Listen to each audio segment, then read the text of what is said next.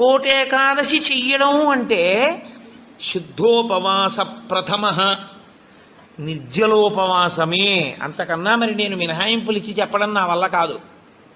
కానీ శాస్త్రం ఒక్కరి విషయంలో మినహాయింపించింది. శరీర కష్టం చేసుకుని బ్రతికేవాణ్ణి మాత్రం ఉపవాసం చెయ్యమని నిర్బంధించవద్దు. వాడు పడిపోతాడు స్పృహ తప్పి, నీళ్ళు తాగకపోతే.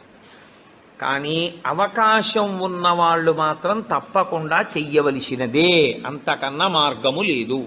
కాబట్టి శుద్ధోపవాస ప్రథమ నిర్జలోపవాసమే చెయ్యాలి. యథార్థమునకు మంచినీటి చుక్క కూడా ఇక ఏకాదశి తిథి నాడు పుచ్చుకోకూడదు.